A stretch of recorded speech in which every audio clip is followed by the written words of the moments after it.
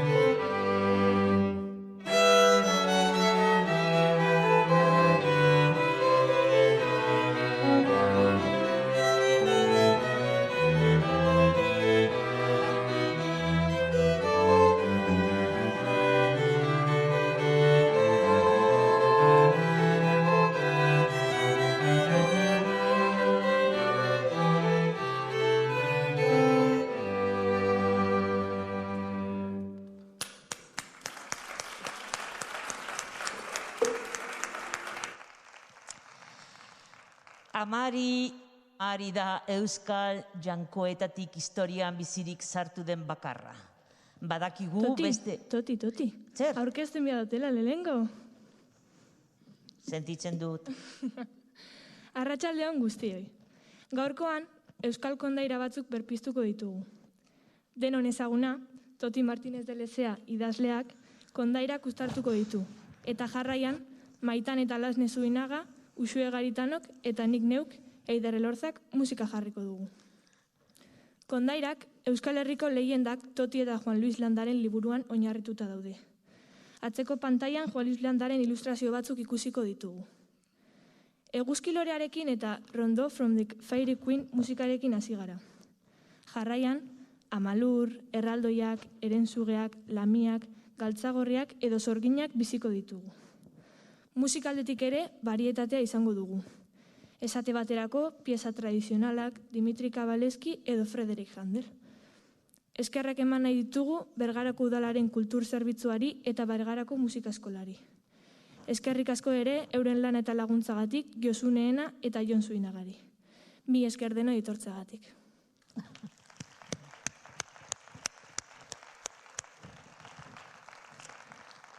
oraini. Amari da euskal jangoetatik historian bizirik sartu den bakarra. Badakigu beste jainko batzuk ere izan zirela. Aurrekoritze, Aberri, Ilun, Anderixo, Adur, Salaza, Lakubegi, Erditze, Iturbe, Artetx, Ilixo, Larrasaun. Gaur egun inork ez du sinisten Amariren gana, baina hala ere bizirik dirau gure herri eta ohitura askotan. Durangaldean adibidez, abuztuko izar lokak izaten diren garian. Izar lokaren bat ikusten dutenean, askok esaten dute, ordoa, Anbotoko Mari. Arabako Aramaion, Gipuzkoan Txindoki mendiaren inguruko herrietan, Nafarroan Erronkari aldean, Pirineoez beste aldean, Aitzuloen eta Iturrien izenetan, Elezaharretan edo Ezaeretan, oraindik bizi-bizi dago jainkoza Amaren oroitzapena. Eskoriatzan, haizearen itzuran agertzen dela, Durangoko partean hodei zuri baten giza edo oste darrearen moduan. Oñatin, Seguran eta Orozkon zuzko bola baten moduan. Zaldibian zuzko soineko batez jantzita dagoen, dama baten moduan. Amezketan lau zaldiko zalgurdi batean, Bedoinan, airean egan, eta bar, eta bar, eta bar. Y cuenta la historia que una vez el señor de Vizcaya andaba cazando por los montes del Amboto y oyó una voz maravillosa. Se acercó y encontró a una señora subida a una peña que cantaba. Y ¡guau! ¡Guau! Nuestros chicos, ya sabéis, no son muy románticos. Así que le dijo, ¿te casas conmigo? Y la Mari contestó, sí. A condición de que nunca digas, se haga la señal de la cruz, ni se mencione a Dios, a la Virgen, a San José, delante mío. Pasaron los años y en otra ocasión el señor de Vizcaya fue a cazar y volvió con un gran venado. Y lo asaron. Y entonces dos perros que tenían, un perro así de grande y otro perro así de chiquitín, pues empezaron a ladrar porque querían comer. Y tanto ladraron que el señor de Vizcaya se enfadó y les tiró una pata, así, enorme. Y para sorpresa de todos, el perro pequeño le mordió al perro grande y lo mató. Y entonces don Diego no le cupo otra y dijo, «Ene Jesús, María eta José, hau bai izugarria». Y en ese momento, Mari cogió a su hija Urrica y salió volando por los aires.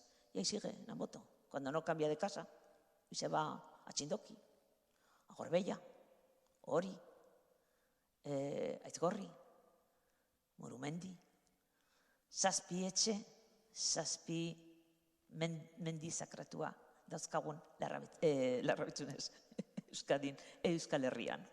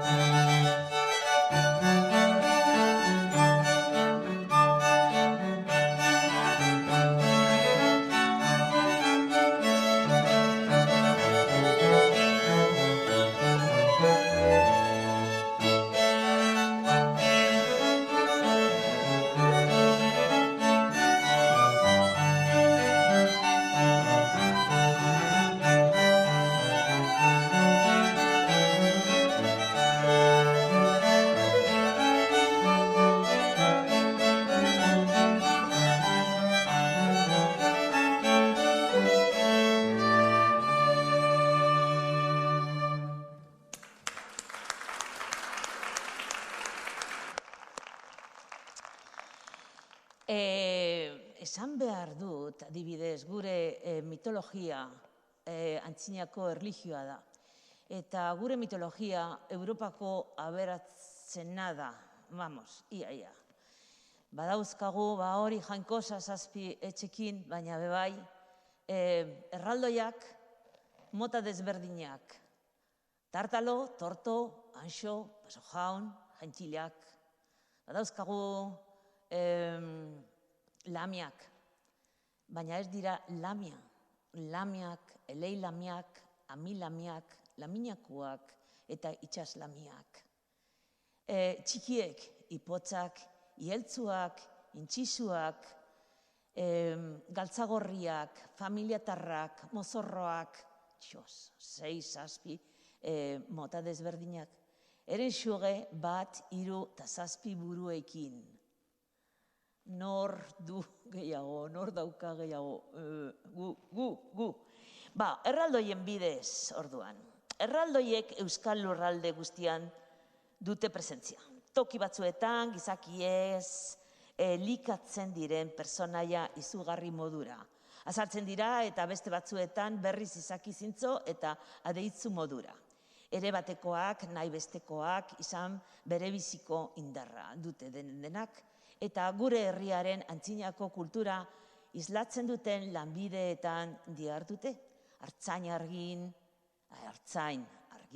zurgin edo errotari.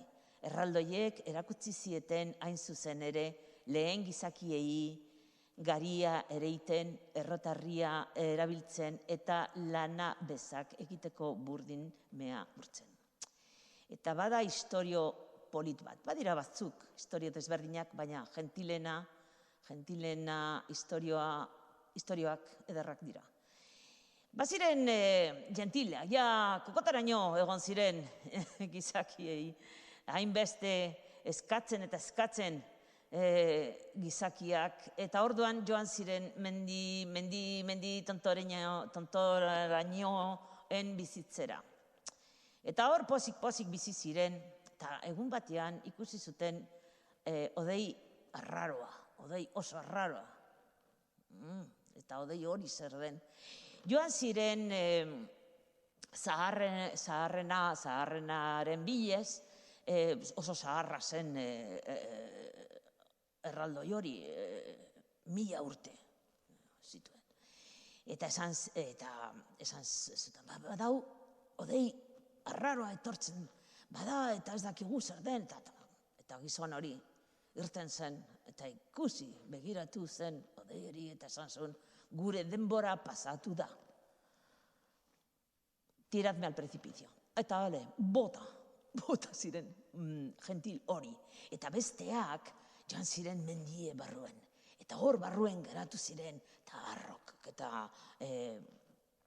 eta hor geratu ziren eskolduta. Eskolduta ez, eskututa. Eskolduta ere bai. Eta hor daude. Baina bazen bat, hain ensimismado izan zegoen, odei begiratzen da, non daude besteak, eta danak desagertu izan ziren, eta bera bakarrik geratu zen hor mendi tontorrino. Eta bueno, oso triste geratu zen, baina, eta ikatza egin zuen. Abenduan, solstizioan, etorri zenean, entzun zuen musika, hor, behan, musika, dantza, abestiak, suek, eta pentsatu zuen, joango naiz festa egiteko, eta hartu zuen, sako handi bat ikatzekin, eta pum, joan zen herrira. Hasieran, gizakiei, uau, monstruo bat da, erraldoi bat, baina berak esan zuen, ni gentil bat naiz, eta hemen daukazue ikatza, gaztainak erratzeko,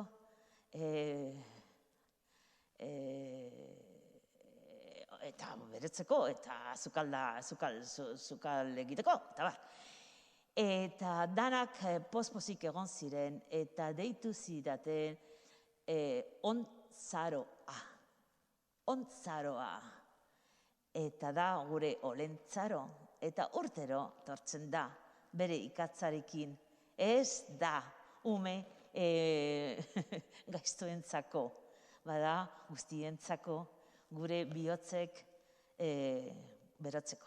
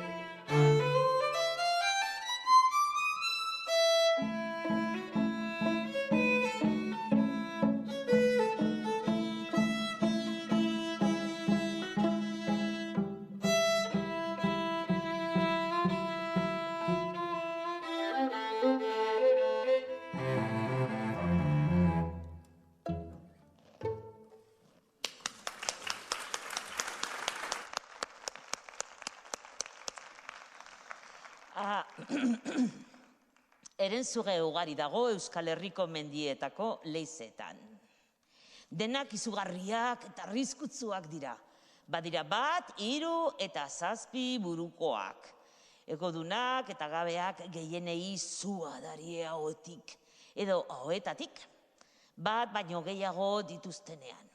Batzuk darragoi itxura dute, besteek muskertzarrena, eta beste batzuetan berriz izugarrizko zugeak bezalakoak dira.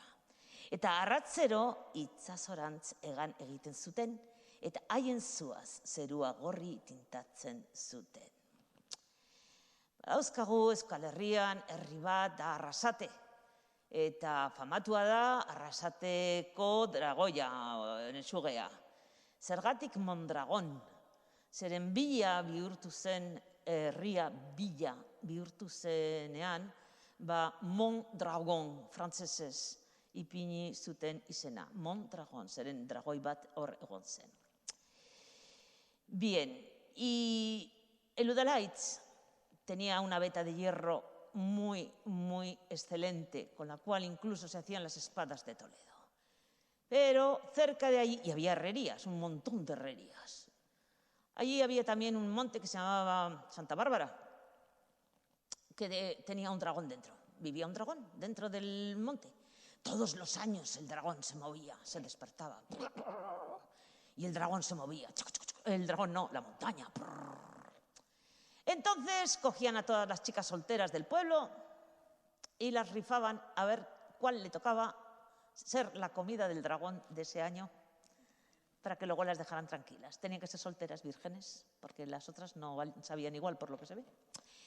El caso es que un herrero de Arrasate iba a su boda, con su novia, iban los dos, con la comitiva nupcial detrás. Tachín, tachín, bueno, con esa música no, pero con la que van a tocar después. Y en eso la montaña de Santa Bárbara empezó a moverse. Y el alcalde dijo, yes, alcalde, a ver, Nesca, Nesca, las solteras, ona hemen, que vamos a rifar.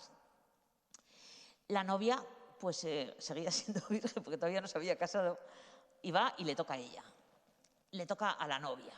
Imaginaros la escena. La novia, no, mesedes, gaur eskonduko naz eta ez. El novio, ichi, agarrándole por los brazos, ichi. Nada, no hubo manera.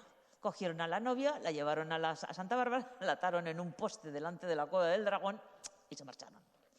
Entre tanto, el novio corrió a la herrería, cogió una vara de hierro, la puso al fuego hasta que se volvió roja y corrió con la barra enrojecida y caliente, corrió hacia la montaña.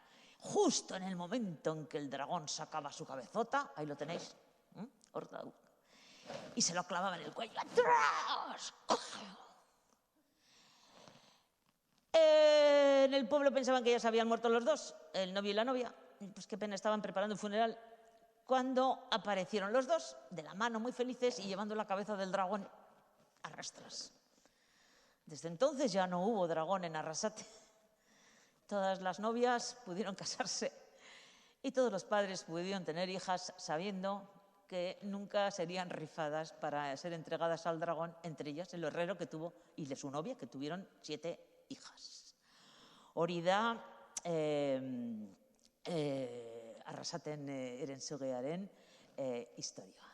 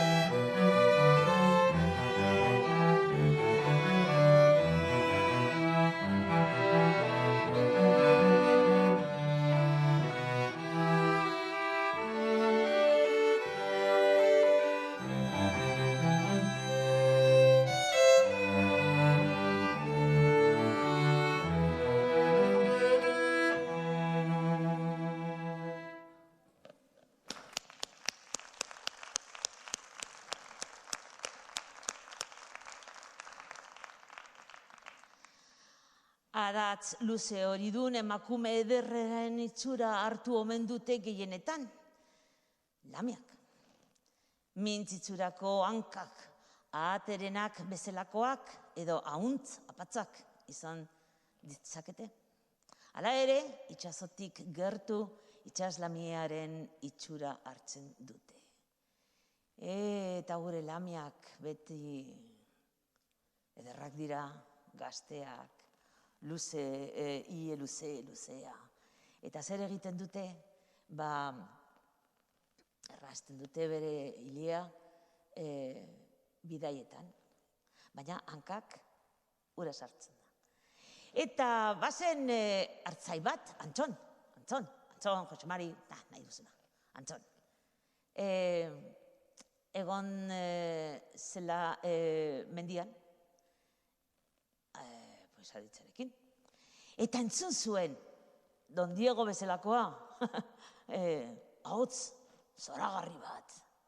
Eta bueno, entzutez, hor ikusi nuen. Aiba, zer da hori, neska eder bat, bere hilean hasten eta besten. Ederra. Eta pasatu zen, bezala, Don Diego bezala, joan zen neskari eta, kaixo, ondo, eta zu, bai, eskonduko gara. Eta neska, baietz, zantzun, kondiziorik gabe.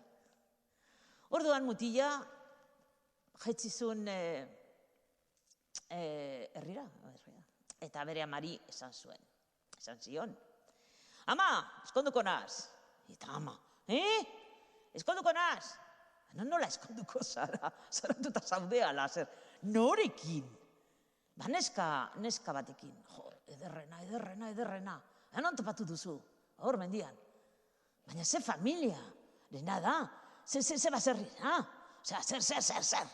Ba, ez dakit, baina eskonduko naiz, ze enamoratuta nago eta... Orduan ama, joan zen herrian, familiekin, adizkidekin, gizon eta emakumekin hitz egiteko. Eizu zer pasatzen den. Ba, Jose Mari edo, Antxon, torri da eta eskonduko duela esan zuen. Eta zer egingo dut. Eta, bueno, pues ez dakiten jenteak, ez dakit. Eta gizon zahar bat esan zion, aixu, zaio zu semeari hankak, neskaren hankak ikusi, begiratu. Aterena edo ahontzarena badira hankak, lamia bat da, eta ezin dute eskonduko. Bueno, eta ama esan zion hori semeari. Aizu, jaz, eta semea, bueno, bale, joango naiz. Eta beste biramunean joan zen mendira eta ardirik gabe. Eta hor, ikusi dut, non, eta berak kantatu, eta besten, eta horresten. Eta, bueno, amaitzean, bum, hankak irten zituzten. Eta, hauntzak hankak izan diren. Eta esan ziren, eta ezin zuen berarekin eskondu. Etxera, jetzi, ohera sartu, eta hil zen, amodioz. Barkatu. Eske hau, ez dakit nola esaten da, euskeraz, badakizu nire euskeraz, ja da... Bien.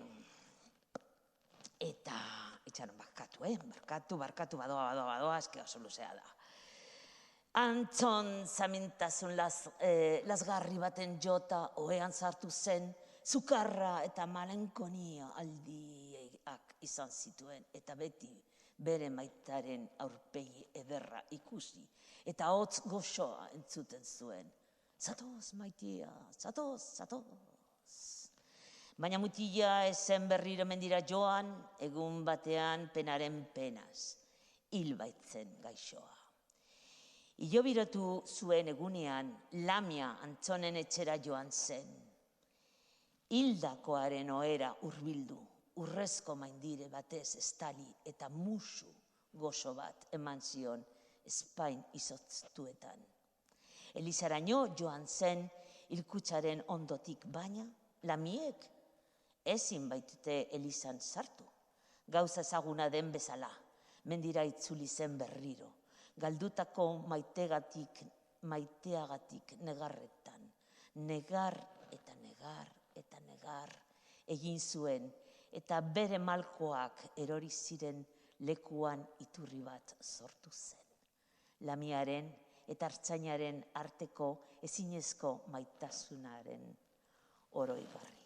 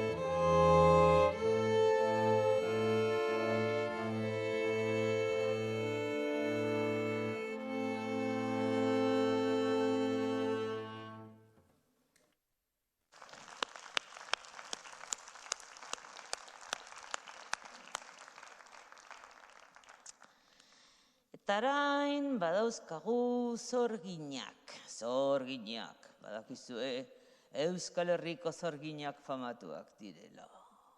Ui, zez txarrak dira, zaharrak. Eta akelarrera joaten dira, eta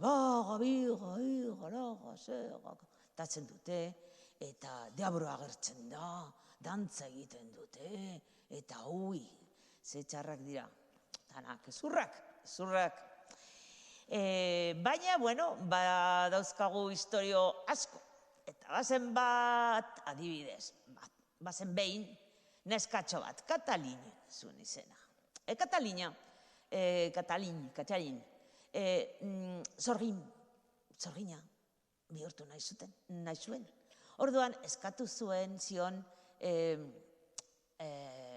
Andresar bati. Aizu, nik zorgina izan nahi dut. Eta berak, eta akelarrera joan nahi dut. Eta zorgin zarra esan zion, bale, zatoz nirekin.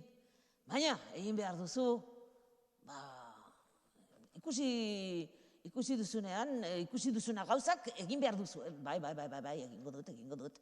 Joan ziren, badakizu, odei guztien azpitik, zazoi guztien gainetik. Ungento, ipini zuten, zorginen ungento, eta ez egiten zuten akelarreraino. Eta diabroa agertu zen. Handia, erraldoia. Erdi akerra, erdi gizona. Eta danak, joan zinen, nola esaten da hori euskeraz, arreberenciar, bale. Eta nola, musu egiten zuten ipurdian. Imaginatu zuen gure antzinakoak, akerra baten, ipurdia, musuak ematen, nik ez, baina hori kontatu zen historioa. Eta hor zegoen Katalin, noiz. Eta azkenean, bera zen azkena, eta azkenean, hartu zen. Eta zorgin zarra, esan zion diabroari. Eta hemen daukagu, Katalin, bada gure zorgin berria. Eta diabroa esan zuen, pozik, hainbeste distipulak eukitzea. Eta akerra izatza jaso zuen, eta Katalin bere begirune erritua betetzeko zein zegoen. Baina neskak ura ikusi zuenean, oiuz esan zuen. Ai, jainkoa nirea, hau, ipurdia, zikina. Eta karo, erabateko isilunea geratu zen. Eta ondoren herrialde osoan, entzun ziren oiuak egin zituzten. Gero, ez. Denak desagertuak ziren. Katalin bakarrik zegoen zelaiaren erdian. Lasterka biatu zen haindik, eta bere ohean sartu zen arte ezen gelditu. Biramun, goizean, neska emakume zaharrarekin topo egin zuen, hark ordea ikusi orduko beste aldera jo zuen, eta parean igarotzerakoan ez zion begiratu ere egin. Atzo zorginak ez zion izan ere, Katalinari esan diabroaren aurrean ez dela sekula aipatu behar jaingoikoaren izenik. Txaron, Ez da sinistu behar, ez direla, ez da esan behar. Existitzen dira zorginak ala ez. Euskal zorginak belaunaldi, amak alabari erakutsitako ohituren oinordekoak izan ziren eta horretan ez ziren Europako beste nekazari lurretakoen bat ere desberdinak. Ongi ezagutzen zituzten beren kideen oinazeak eta minak arintzeko behar ziren sendabelarrak. Ongi ezagutzen zituzten egan egiteko eta etorkizuna iragartzeko behar ziren landare aluzinazio eragileak. Ongi oro bat, sexu grina pizten zuten landare afrodiziakoak, ugalkortasun errituetan erabiltzen zirenak. Ama jainkozaren gurtza, ala lurrena. Amarirena gorde zuten. Ura baitzen antzinako garaietako gizon emakumeek beren galderentzako erantzun bila, izadiaren misterioen argi bila, bizitza eta heriotza haren esku usteko babes bila, beren begiak harengana jaso zituzten lehenengo jainkosa, gure herriaren ohiturak, hizkuntza, siniste zaharrak gordi zituzten, besteekin nahaztu eta ia desagertu ziren arte. Eta ez zituzten ezetzi zorginak zirelako, emakumeak zirelako baizik.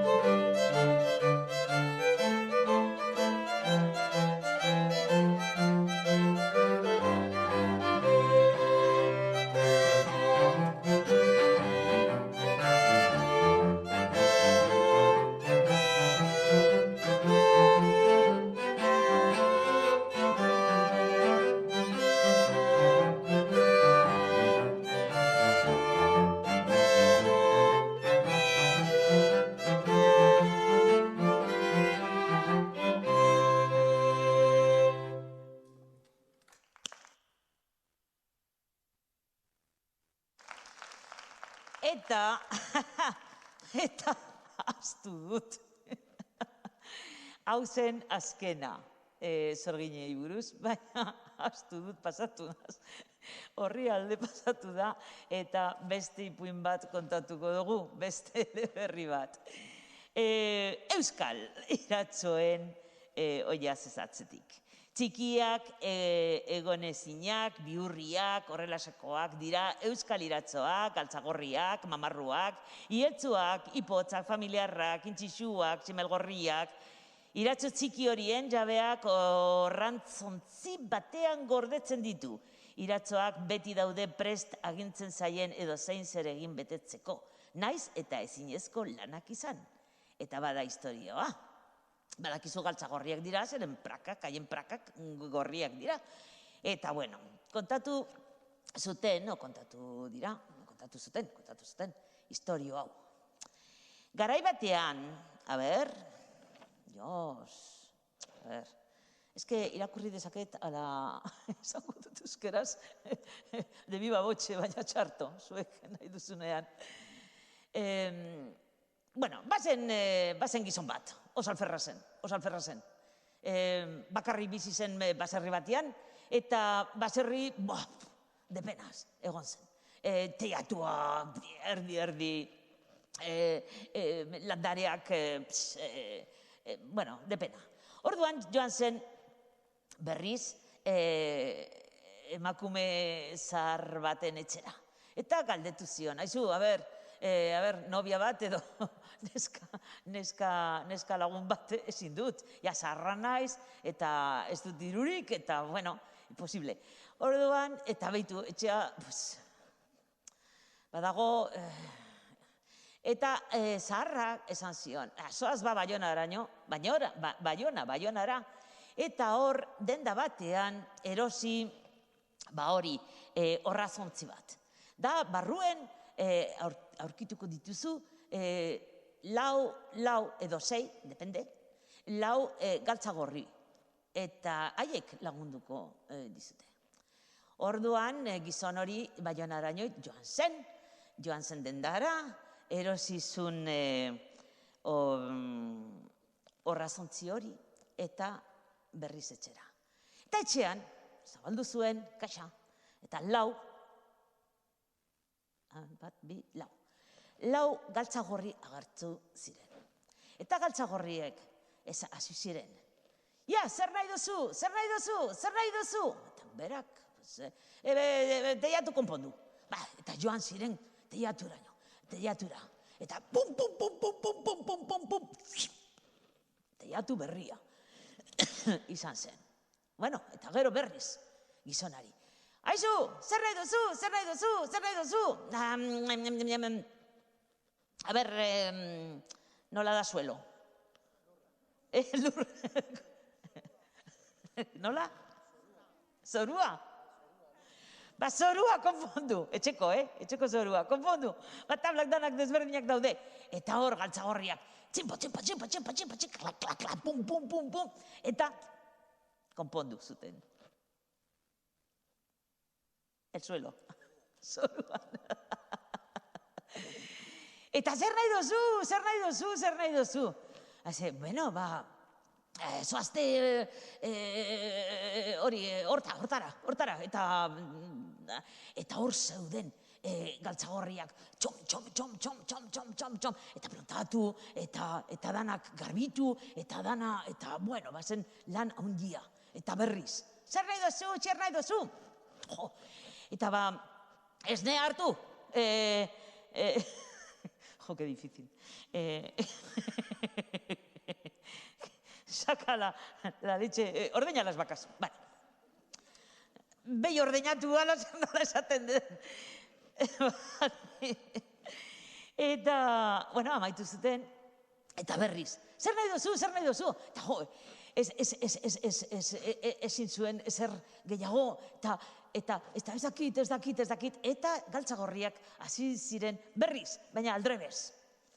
Kendu zituzten teiatuak, teiak, kendu zituzten hormak, bueno, zorua, irten zituzten landareak, edan zituzten, ala ez dakit esnea, ala berriz ipinizten behietan, behian, ez dakit. Eta, jo, gizonez, bueno, hau, desastre handi bat da.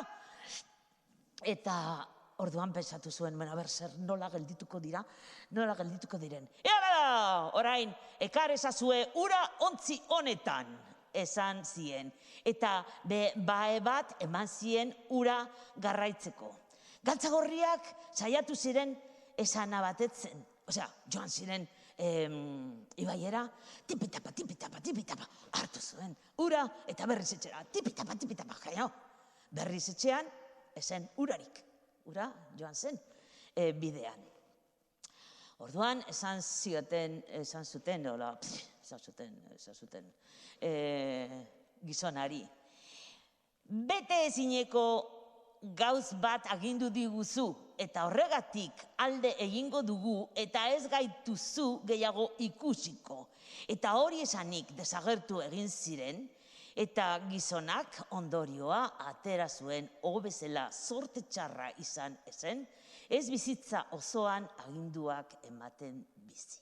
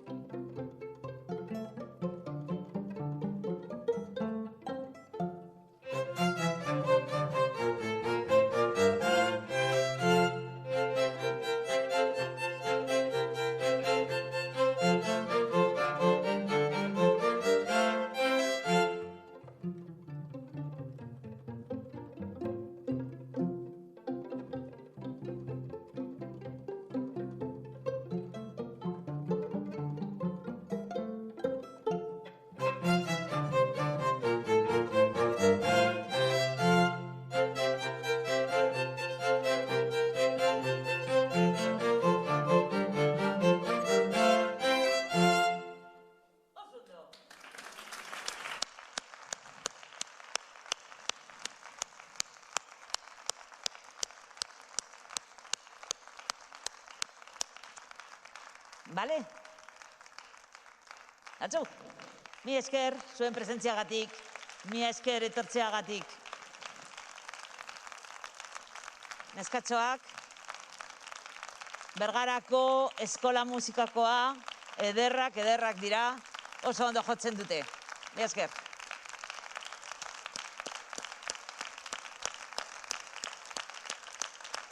Saludo.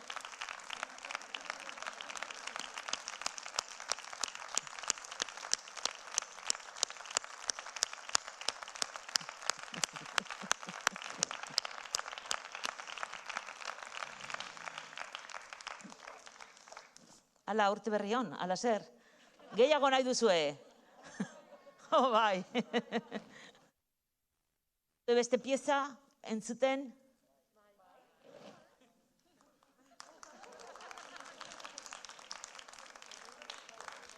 Mary Young. Mary Young da Eskoziako abeste folkloriko bat.